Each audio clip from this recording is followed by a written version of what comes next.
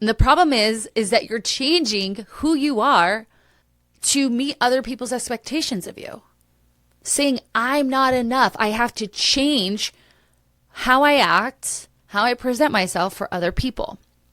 Welcome to the Mindset Mirror Connection podcast, the podcast where we debunk the eat less, move more, shrink more mentality and focus on what really matters, which includes your relationship with your body, food, self-worth, and the behaviors that align with all of those. I'm your host, Christina Hathaway, licensed therapist with specialized training in food and body obsession, certified personal trainer and nutrition coach.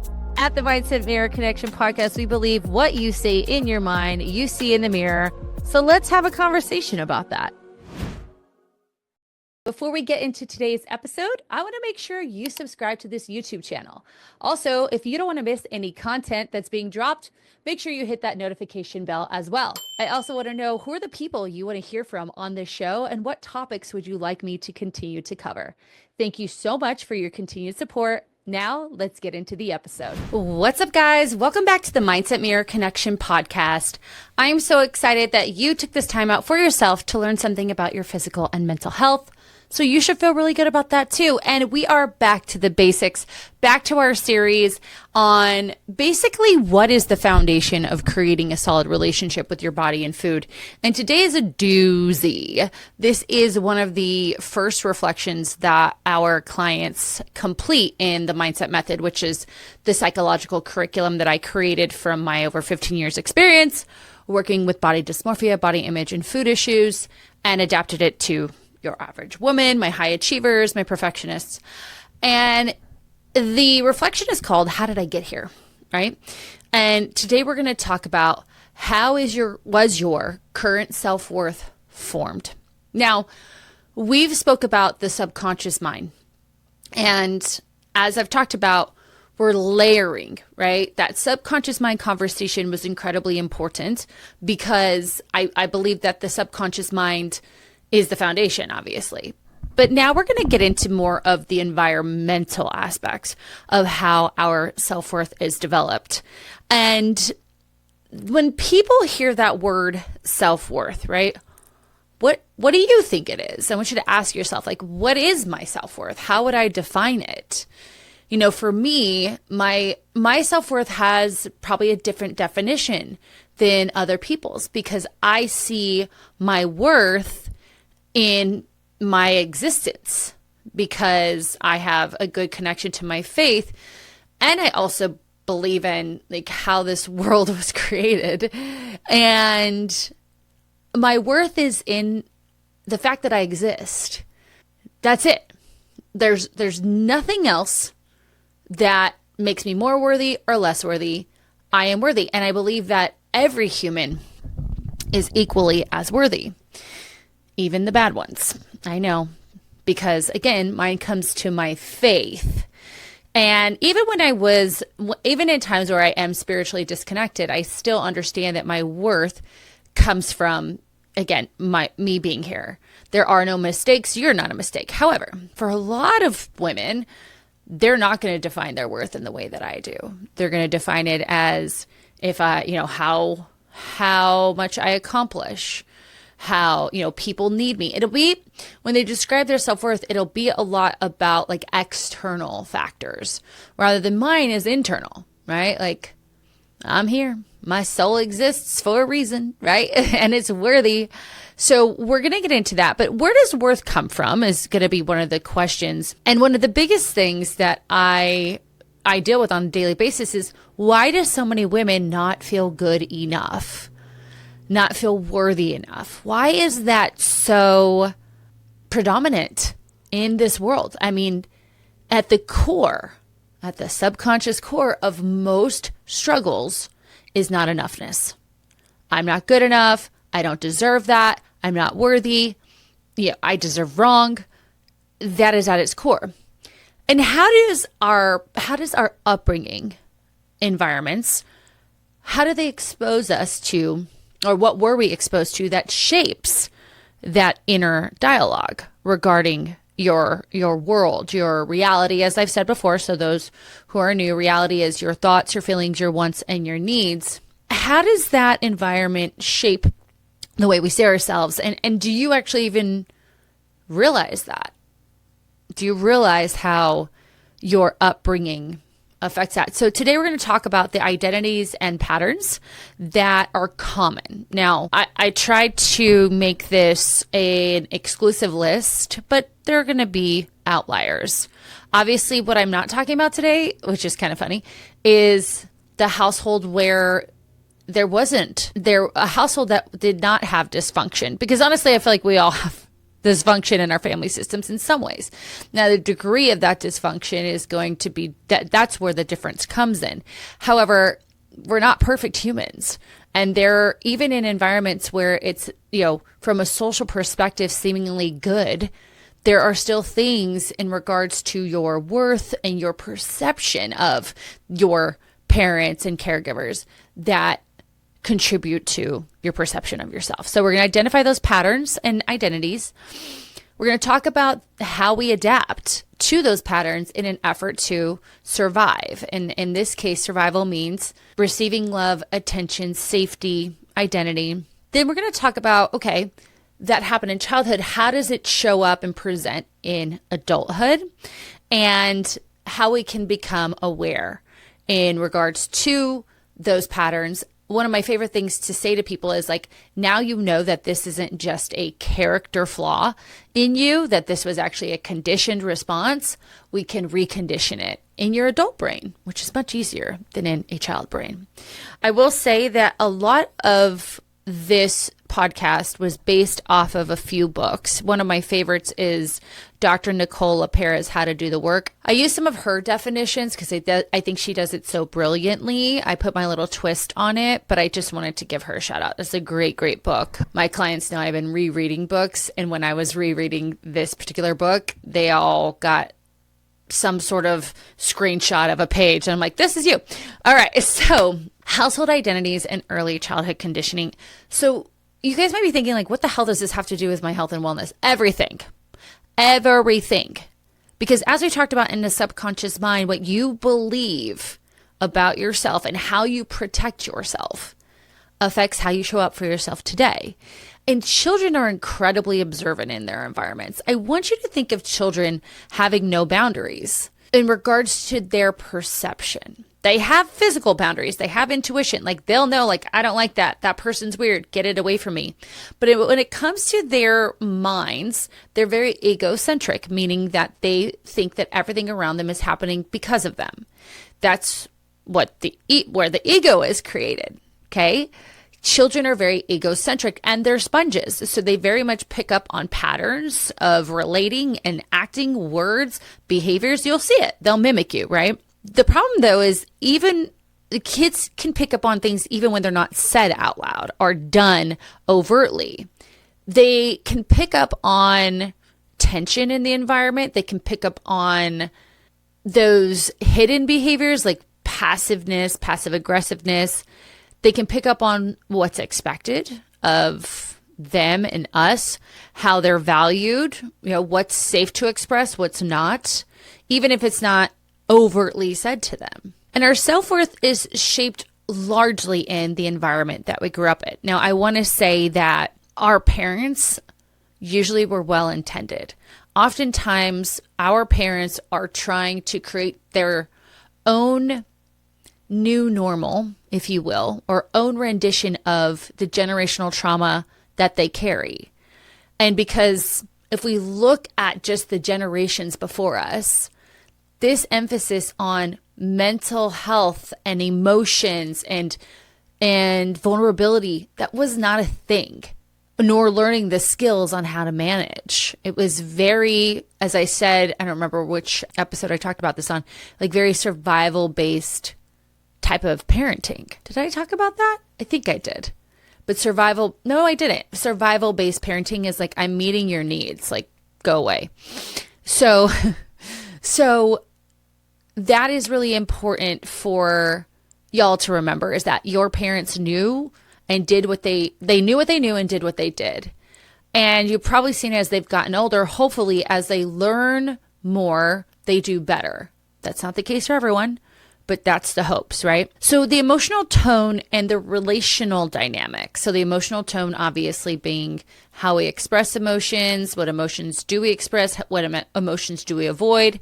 I'm going to do a whole episode on emotional regulation, but also the dynamics, because as I've talked about in past episodes, our families are a system that works together, and each part of the system has a role, and that role ultimately is to protect each person in the system, but ultimately to protect the tribe.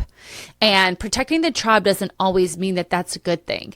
It's protecting the tribe in distorted ways in an effort to be seen as good, even if they're not, even if there's distortion. So what does that mean? Y'all know how to show up in a way that says, well, Susie gets straight A's, so mom and dad must be great. Or because Billy's the problem, if he would just, stop being a butthole, then the family would be fine. Rather than looking at how the system, mainly the caregivers, are contributing to the dysfunction in the family. So one of my favorite things to do when I'm doing in person, and 2026, I really, really want to do it in person. I think that was a goal in 2025. Because I do some really cool shit around this. We do something called family mapping, where you physically place people in a room to represent like your belief about that person, but in this like experiential physical form. And then you pose them in a way that also shows what you gather or what your perception of that person is in relationship to you. It's so freaking cool. So it's like this, it's called family mapping. So you're creating the dynamic in this room. And it's even more powerful when you do it with your own family members, which I've done in the past. So in regards to family dynamics, trauma is a real thing. Every person's going to experience trauma, but we don't think of it that way. We think trauma is what they call big T's, right? The obvious. The natural disasters, the war, the abuse, or, sexual assault, losing a parent early in life, those types of things. Addictions in there too. However, most of us are not, yes, we can experience any number of those, but it's more of these experiences where you were told to not trust yourself. That can be considered emotional or what we call spiritual trauma, where you were told that's wrong. How you feel, what you think, your emotion, what you did or didn't do, or you do something that you feel good about and it's then criticized or minimized. Those are traumas because they ultimately affect your relationship with yourself. And trauma isn't just what happens to us. It's the story we make up about ourselves because of what happened or didn't happen to us, because those, there are things that we didn't receive. So I'm going to go through each of these identities, household identities, we'll call them, or I want you to think of them as relational factors that contribute to a negative self-worth. And I want you to be listening to the ones that feel most familiar to you. It might be one, it might be a few, it might be all. Hopefully not, but here we go. So the first one is the parent who fixates on appearance. Love and praise is tied to how you look. Now, this could be overt, complimenting you on being thin, pretty, looking like a young lady, you're so well dressed, you're so put together. So we can make this parent figure or caregiver makes direct comments that when you look X way, you are good. But say that you are, in sweats. Are you really going to wear that out? Those types of questions too affect your self-worth, because you're like, well, I'm really comfortable. This is what I want to wear. But now I'm told that this thing that I put together and that I feel comfortable in is wrong. So that overt direct comments about your specific appearance. And then the covert is more how your caregivers talked about others' appearances. And I've talked about this with people in my life who will watch TV, and And currently on TV, there are fitness commercials where there are people who are in bigger bodies, which is great, wonderful. And the comments about those individuals or comments about people who've gained weight or people who've lost weight. Oh, she must. And that's going to be really hard now, obviously. And we'll talk about that when we get to how these things play out now.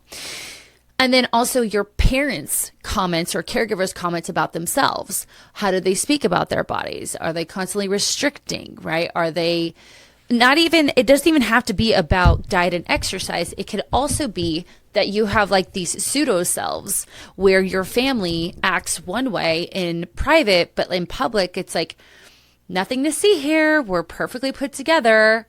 I always think about church, where people are screaming and yelling the entire way to church. But once they get to church, it's smiles and hats and gloves and we're perfect. That's to say, like, you learn you have a pseudo self, the person that you display in front of certain people, and you may have multiple versions of that. And the problem is that you're changing who you are to meet other people's expectations of you. Saying, I'm not enough. I have to change how I act, how I present myself for other people. And over time, this slew of behaviors, because I'm guessing for a lot of you listening, be like, well, what if my parent did all three? Well, over time, you internalize my worth is based on how I look or how I present myself. Really, if you think about it, how other people see me and society sees me. So that's number one. Number two is a parent who doesn't see you or hear you. Now, this goes back to this idea of survival-based parenting. For a lot of generations, it was, I put a roof over your head, food on the table, you're fine. And that idea of children should be seen, not heard. The parent may be physically there, but they're emotionally unavailable. Now, I think about the women whose parents were either in war, especially Vietnam. Well, I shouldn't say especially. I think of the generations who are listening to this, or their grandparent was in war.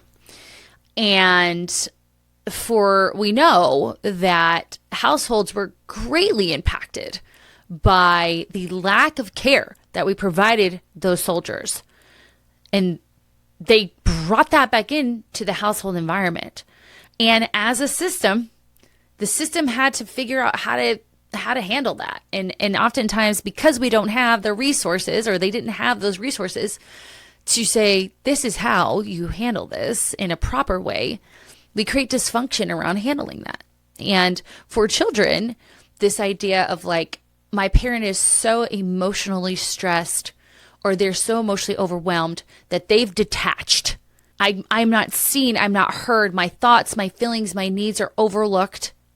You learn I don't matter, right? I have to stay quiet. I can't take up space. And I see this not only in those, families of our veterans, and it's not always that. I like to give that example, but really, as I talked about, a family with someone with a mental illness, that can obviously create a very hectic environment when all of the needs and resources are being used up by the parent. They don't have anything else to give because they can't even give to themselves. So what happens to the child? The child is forgotten. And you'll look at that from the outside, like, well, mom's going through a lot. I understand that. But we have to think about, how does that impact the child? How did that impact you? Number three is a parent who can't regulate their emotions. So you'll hear some of these sound very similarly. This is a parent who reacts with anger, with withdrawal, with chaos. Just the word reactive. Someone who's very irritable and hostile and volatile. Or a parent who ices out and withdraws love in an effort to manage their emotions. This is a type of person, this is a type of environment that you never know what mood you're going to receive. You're constantly walking on eggshells. And as children, we have to be hyper aware. What do I always say? You have to learn how to read rooms before you learned how to read books. I had to do this for multiple people in my household. My grandfather and my mother, his daughter.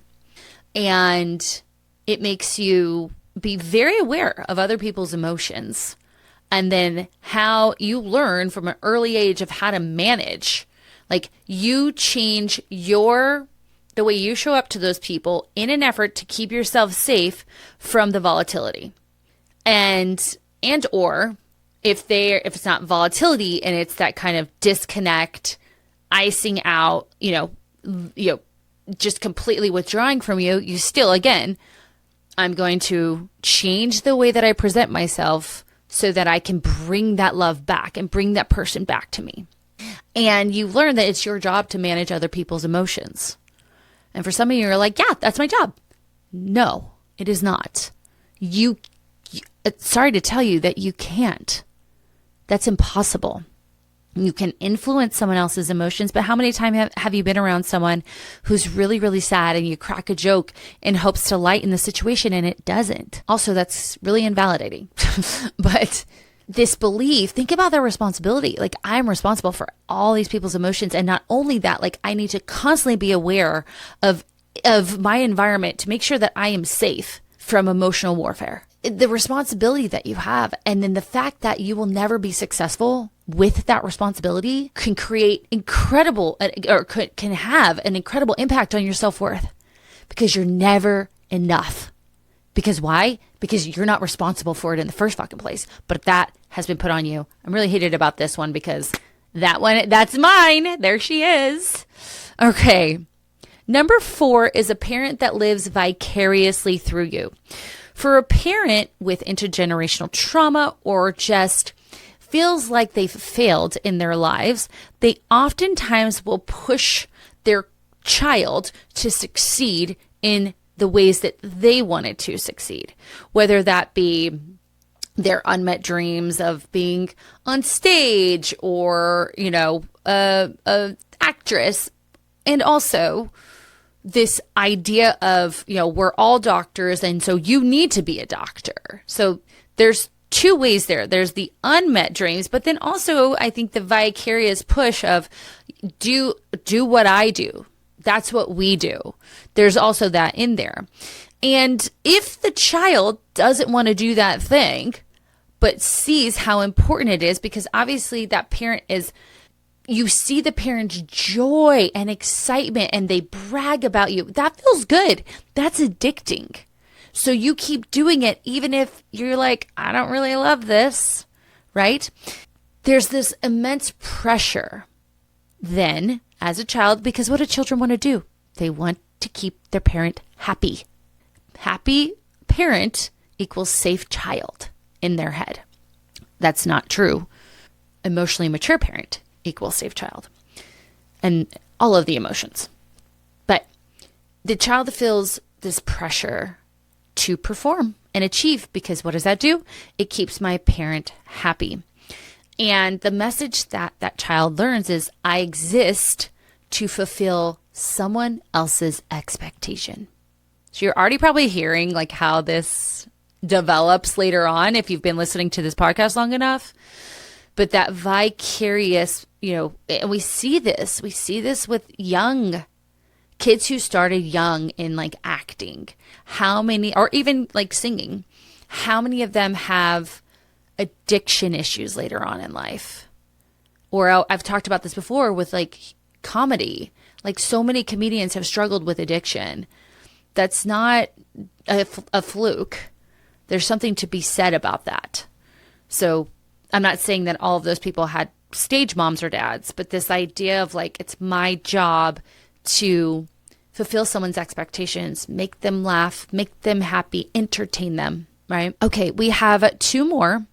A parent who lacks boundaries, and this is a big one. Invading your space. How many of you had a parent read your shit And you parents out there are probably like, Christina, like that's how we keep our kids safe. I think there's a difference between like having the conversation with your children. Like, listen, social media is a very dangerous place. And therefore I will have access, because then that allows the child the autonomy of deciding what they will share and not share in social media, right? Who they will interact with and not interact with on social media. I'm talking about the blatant going through the stuff, trying to find something. And yes, I get the safety of that, but it's a privacy violation. Your children deserve respect around their privacy, their innermost thoughts and feelings. Even like it's the diary. Like that's their innermost thoughts and feelings. And it's funny that I'm talking about this today because I had to send an email because I work with a young 20-year-old client, and I do involve her parents. And today I said, you know, because mom had sent an email to the team that's working with her, and the adult client of mine wasn't included. And I said, listen, she needs to be included, because the excluding her feels it reinforces this sense of control, and it lacks that respect of, you know, informing her that I am talking about you and my concerns with these other people. And we kind of came back to, you know, when we are transparent and we're communicating openly, and we can communicate about our struggles to each other, the parent and child, instead of, you know, going behind our back and talking to the team, that's where the true work happens. That's where no party has to act in a way that is contributing to this client has had a history of an eating disorder. And it's not that her parents lack boundaries by any means, but it just reminds me of like being sneaky, right? Being sneaky with your parents. Now, again, these parents are very, very lovely. But you learn, you know, one other thing I wanted to add, see, this is why I have notes, is not only the invasion of space, but the oversharing. And this is like we have parentified child, but also we have a surrogate spouse. And not in the way you're thinking, not in a sexual way, but like putting your child in a position where you're talking to them about things that you would talk to your spouse about. Or you're talking about your spouse to that child. Children should not be involved in adult conversations. You can speak to your child maturely based on their biological age, but we do not put them in a parentified child role or a surrogate spouse role. That they do not have the emotional capacity to be in that role.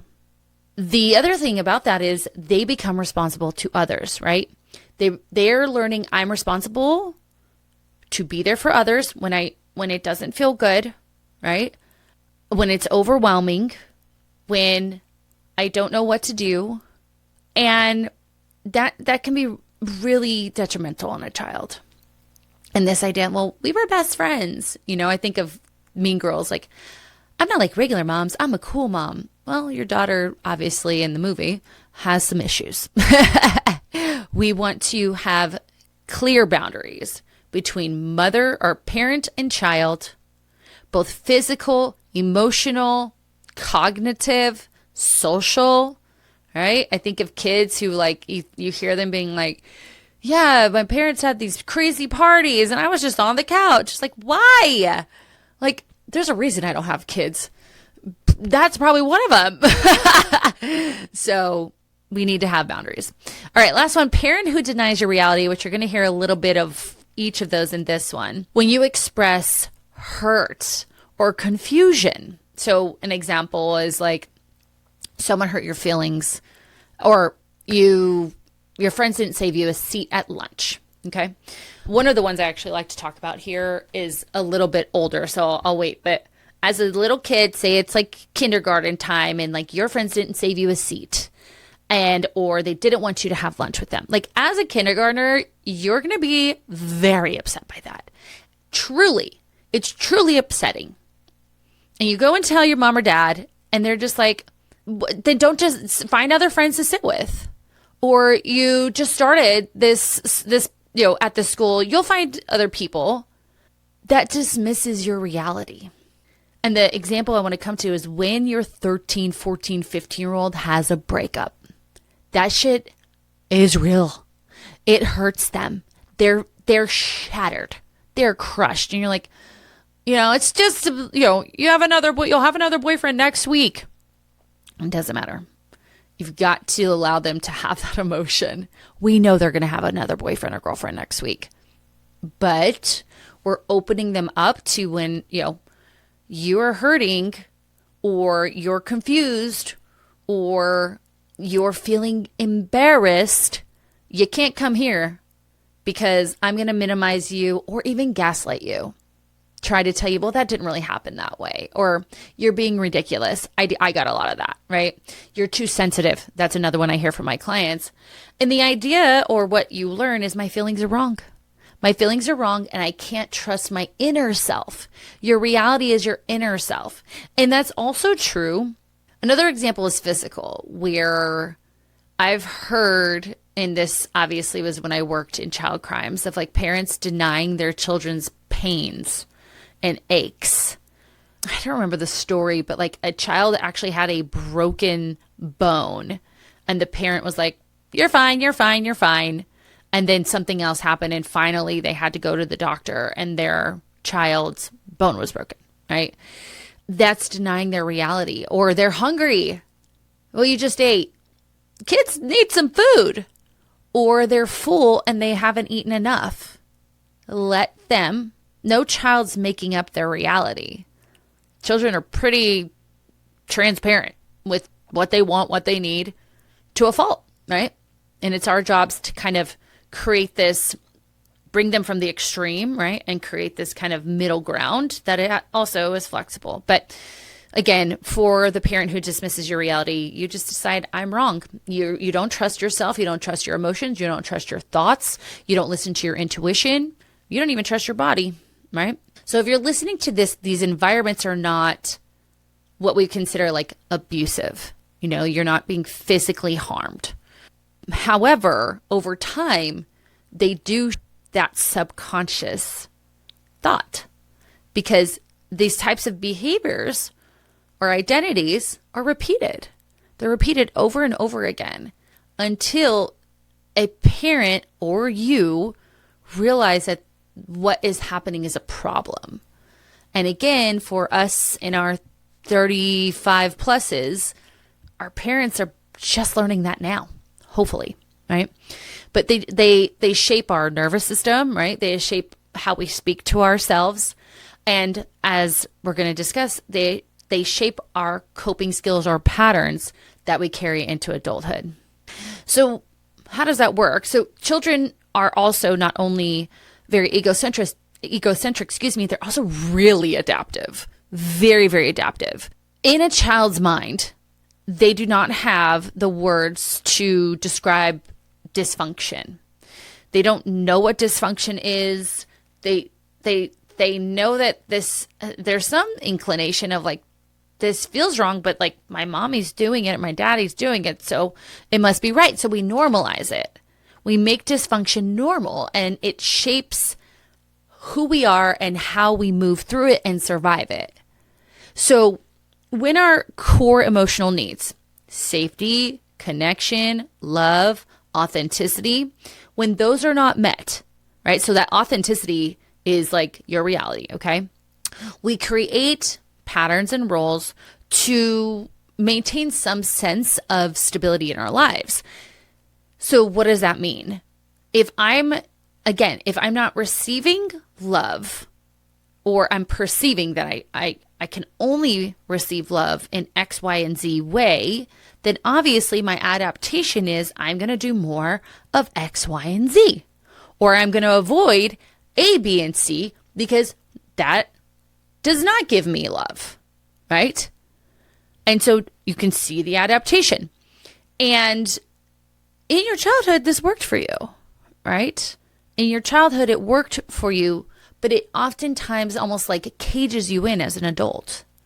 and you don't know a way out. You might not even know that this is a problem.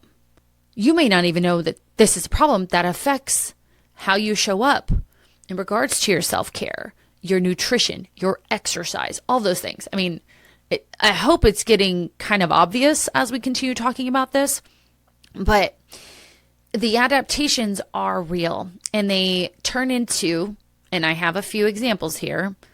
When you guys listen to the family rules back in December, you're going to hear some of those here. So the high achiever, you strive to be successful, be the best. You have to prove your worth through your accomplishments. You believe if I do enough, then I am enough. The caretaker, right? You take emotional responsibility for others. We heard the parent figure that initiates this. You become the peacekeeper. You're the one that helps everyone, the one that everyone can rely on. You hold it all together. Think about the holiday season. This past season, was that you, right?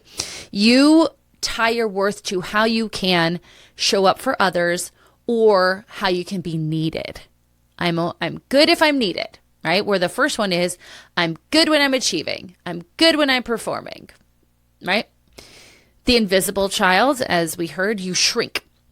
You don't cause trouble. You suppress your needs. You suppress your emotions. You suppress your desires, even your opinions. It feels safer for you not to take up space. And this one's very interesting because this is where people get into really restrictive patterns and try to physically not take up space.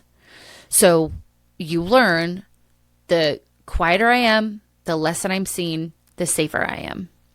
The performer, similar to the achiever, but this again is more about that humor. So you put on the mask of perfection. So that could just be you, or humor and charm. Now, humor and charm and wanting to strive for our best are obviously all good traits that we should have a sense of. But in this person, it's not authentic.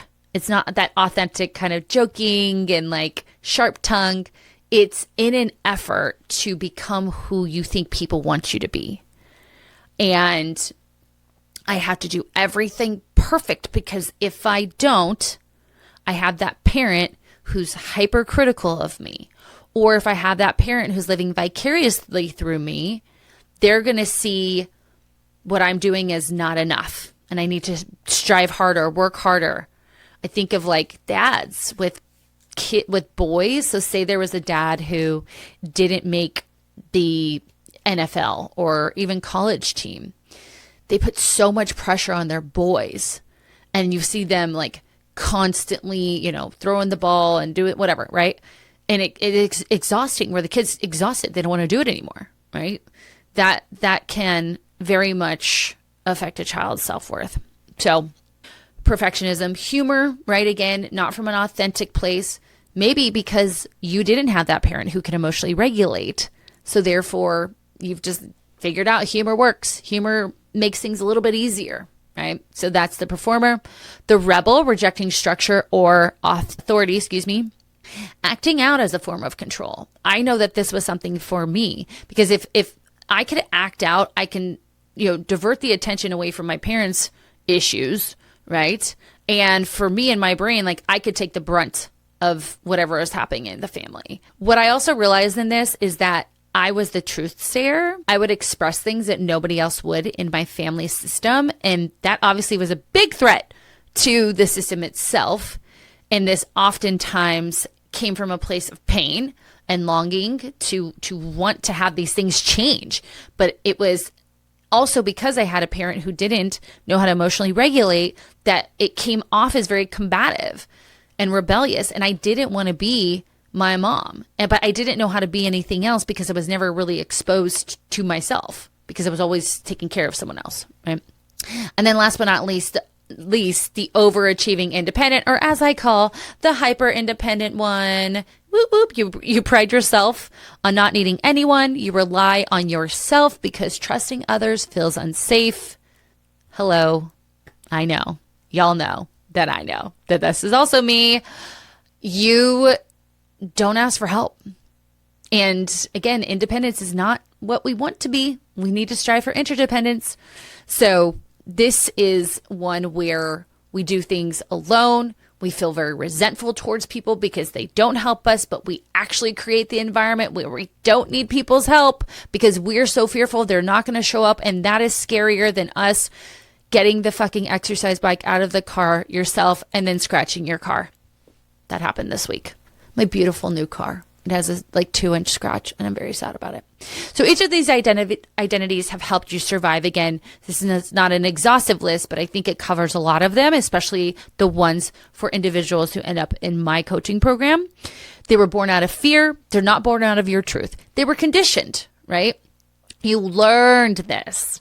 So you can unlearn it and create new attachments, create an authentic sense of yourself. That's why they always say, who is your authentic self? That's what we're talking about. Taking this shit away and finding out who that person is. So I think it's important for everyone to understand how they show up in adulthood. So let's fast forward a little bit. These adaptive roles, because of their filters through which we view ourselves, they end up being how we treat our bodies, like I talked about, our energy, our health, the access to us. So I want to just run through specifically how each of these adaptations fast forward into adulthood and how they affect our exercise, our food, and our rest. Okay. So listen up for yourself. High achiever, exercise, they push themselves hard, even when exhaustive, because rest is a weakness. This is my gal who's working out 7 days a week and not seeing results. Food, they may restrict or obsess over clean eating as a way to stay in control.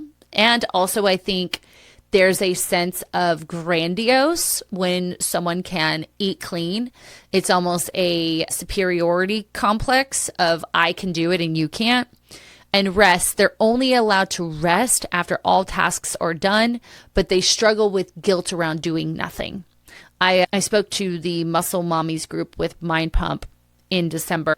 And one of the questions that came up was, why does rest feel so hard, right? Why do I feel so guilty resting? Because obviously that Muscle Mommy program is, I believe, 3 days a week if you're not doing the 15-minute. So you're not working out every day. Caretaker, exercise sacrifices workouts or self-care to be available to others.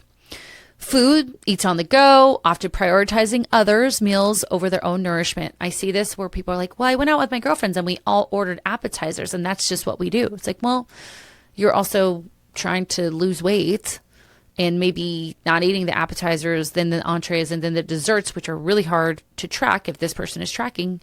Can't you grab an entree? You're still there with your friends. You're still eating. We're not restricting food, but can we not do what everyone else is do? Or I hear this with my husband, he just likes to go out to eat all the time. Well, that's great. Can we pull back a little bit?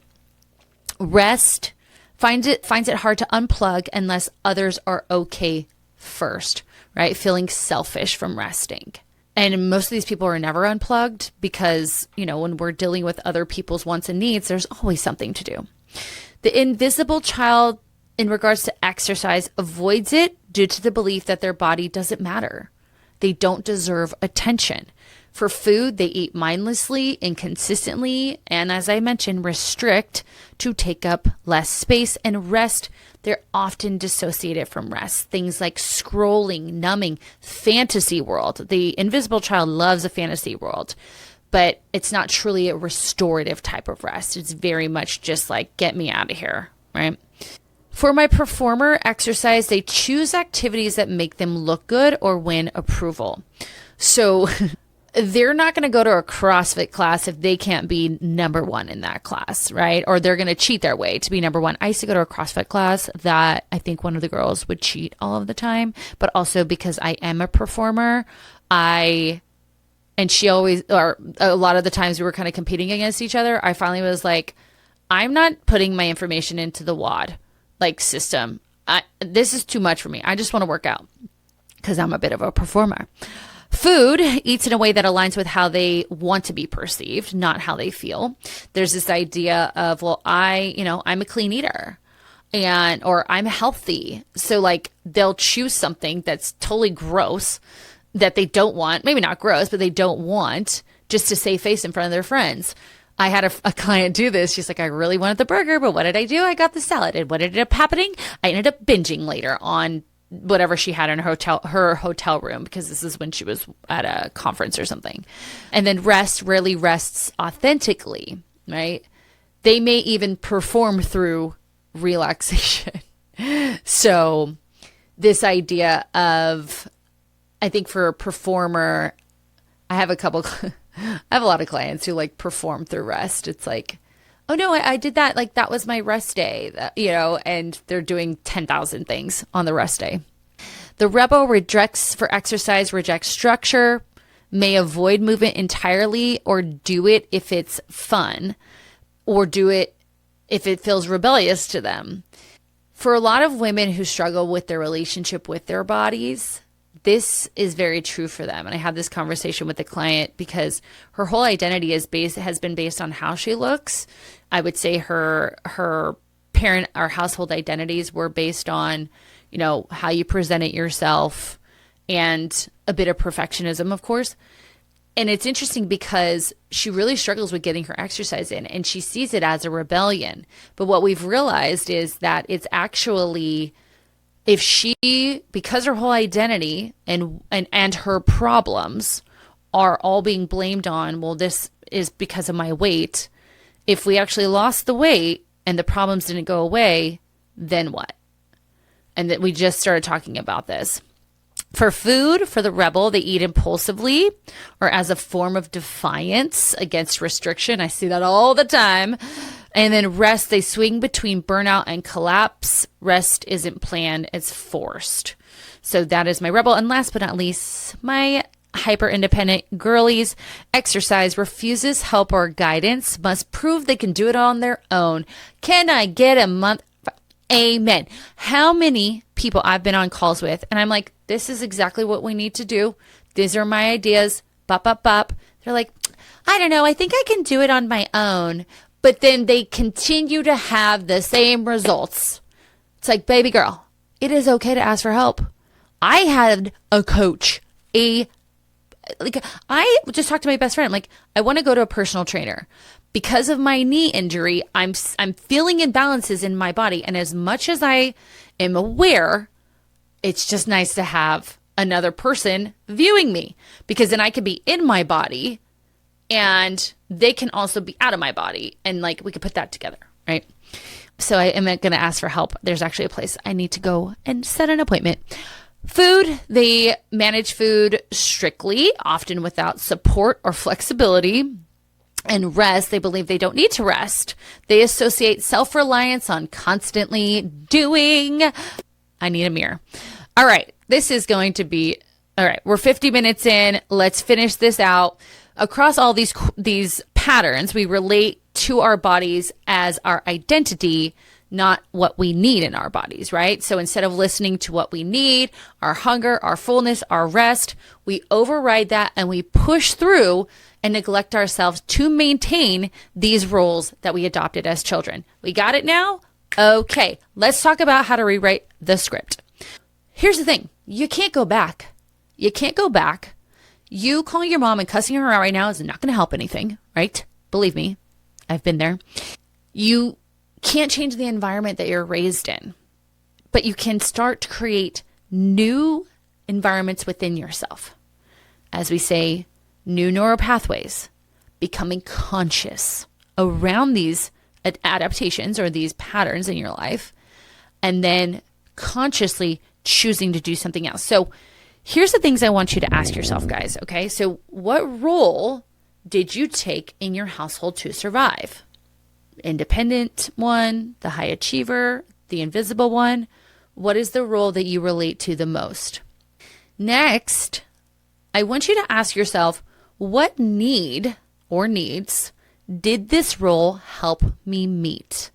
What we have to realize is that the roles are either going to create safety, connection and love, authenticity or identity, autonomy, right?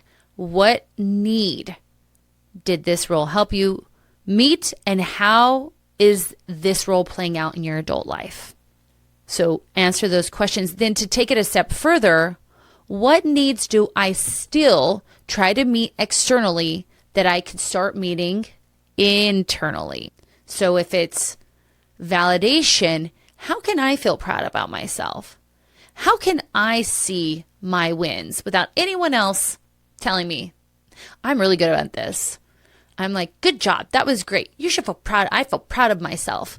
And I love that. And I don't care. People might be like, that's conceited. No, it's not. That is a strong sense of self. I am internalizing from within. And if someone says that's conceited, it's not. It's you validating internally, right? From within. Rather than, and the person who's probably saying it's conceited only gets validation externally. So it feels so uncomfortable for them that they're going to put you down about it, right? So again, the question is, what needs do I still try to meet externally that I could begin to meet internally? And what parts of me have I disowned to stay loved or safe? Ooh, I know mine. What parts of you do you disown? Rest, saying no when you don't want to do things, your hunger, your emotions.